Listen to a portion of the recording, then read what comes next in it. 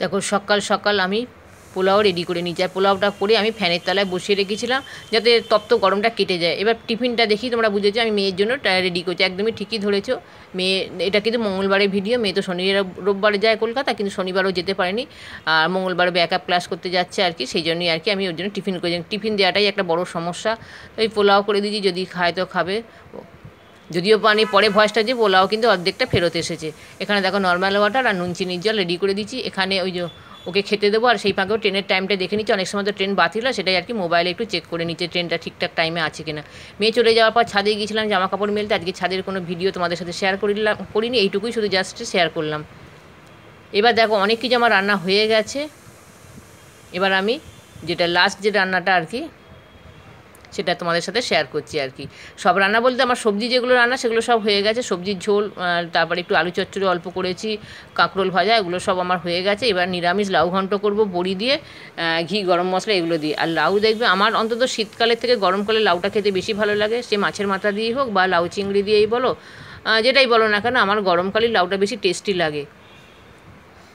তা লাউটা রান্না করতে করতে বা ভয়েস দিতে দিতে একটা কথা আমার মনে পড়ে যাচ্ছে, আমার বাবার বাড়ি, আমার তখন বিয়ে হয়নি, আমাদের তো দামোদর নদের গায়ে আমাদের গ্রামটা, পরপর পাড়া গ্রাম চলে গেছে, মাঝখানে নদী। আর নদী বললে আবার বাবুসোনার কানে গেলে বকা দেবে, দামোদর আবার কবে থেকে নদী হলো, ওটা তো নদ।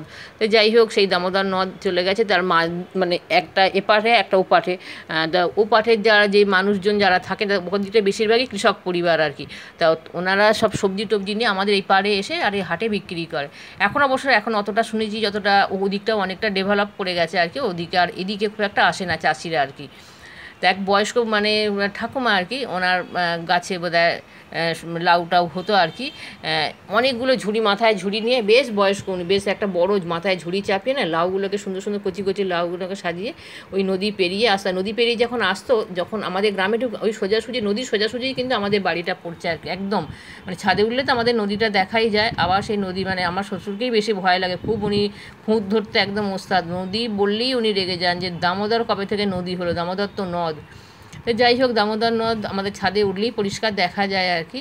তা ওই ঠাকুমা আসতেন যখন আমাদের মানে গ্রামের পাড়া পেরিয়ে, উনি হাটে যেখানে যে জায়গায় হাট বসতো নির্দিষ্ট, সেখানে আর কি বিক্রি করার জন্য নিয়ে যেত, কিন্তু ওনাকে অত পর্যন্ত যেত, তার আগেই বিক্রি হয়ে যেত। প্রথমে দেখো আমাদের পাড়ার মধ্যে আমাদের বাড়িটা প্রথমে পড়তো, তখন তো বাবা বেঁচে ছিলেন, বাবা দেখতাম নিত আর কি, একটা দুটো নিয়ে নিত আর কি। তারপরে যেতে যেতে যেতে পাড়াতেই অর্ধেক শেষ, হাট পর্যন্ত আর ওনাকে যেত না, কেন জানি না, আমার যখনই লাউ রান্না করি ওই ঠাকুমার কথাই খুব মনে পড়ে আর কি। সেই তোমাদের সঙ্গে সেই ছোট্ট গল্পটা একটু শেয়ার করে দিলাম। দেখো লাউটা আমার অলরেডি হয়েই এসেছে।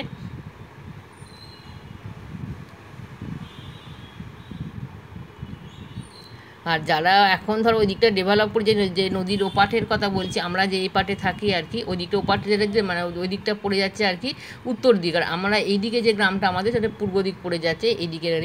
তো ওই পারে মানুষরা সত্যি একটা সময় ভীষণই ওরা কষ্ট করে যায়, ওই এপারে না আসলে ওদের কোনো কিছু দোকানপাট বলে সব কিছুই ছিল। এখন ওই দিকে সব রাস্তাঘাট অনেক উন্নত, ওইদিকে বাস টাস চলছে ডাইরেক্ট, সব ওরা তারকেশ্বর যাতায়াত করতে পারে আর কি। আর আগে তো তারকেশ্বর যেতে হলে সব গ্রাম ট্রাম পেরিয়ে আমাদের গ্রাম আরও একটা দুটো গ্রাম পেরিয়ে তারপর ওনাদেরকে তারকেশ্বর যেতে হতো। বিশেষ করে যখন বর্ষাকালটা হতো না, বিশ্বাস করবে না, মানে আমরা ধরো খেয়ে শুয়ে পড়েছি, গ্রামে তো ধরো সন্ধ্যে থেকেই তো অন্ধকার, আর বৃষ্টি বাদলের দিন, বিশেষ করে বর্ষার দিন তো আরও ভয়াবহ হয়ে ওঠে, রাস্তায় কোনো স্ট্রিট লাইট নেই।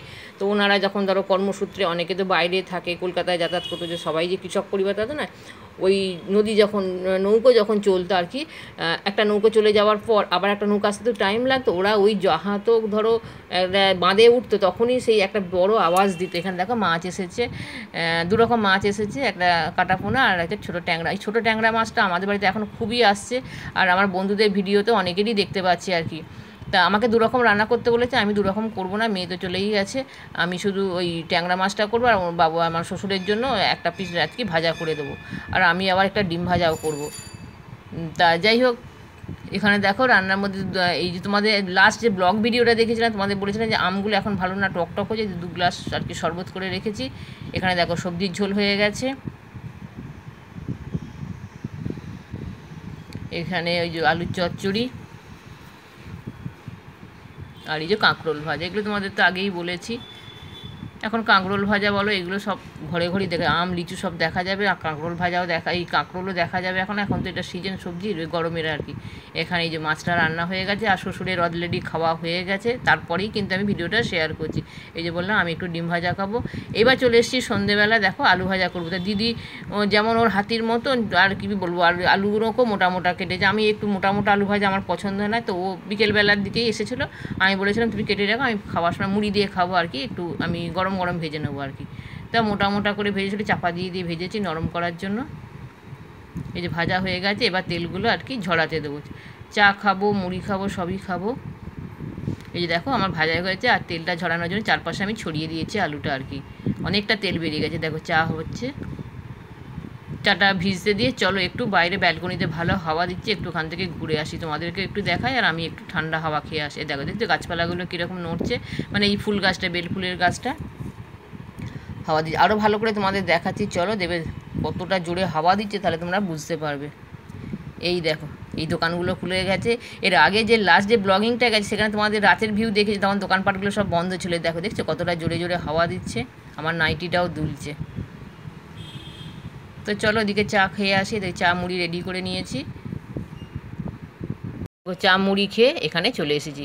তা তোমাদের নদীর গল্পটা আর শেয়ার করতে, মানে শেষ করতে পারলাম না, পরে কোনো একটা সময় মানে তোমাদের আবারও বলবো। তা সারাদিনের পর প্রত্যেকটা দিন এই সময়টা আমি খুব রিল্যাক্স থাকি, 7:30টার সময়টাই হচ্ছে আমার আসল সময়। এই সময় থেকে আমি পুরো রিল্যাক্স থাকি, কী করি না, বন্ধুদের ভিডিও দেখতে থাকি, আর এই বাইরের ভিউ বা এগুলো দেখতে থাকি, খুব ভালো লাগে। তা আজকের ব্লগটা আমি এখানেই রাখছি, চলে আসবো নতুন একটা ভিডিও নিয়ে। ততক্ষণে যদি তোমরা ভালো থেকো, সুস্থ থেকো, টাটা।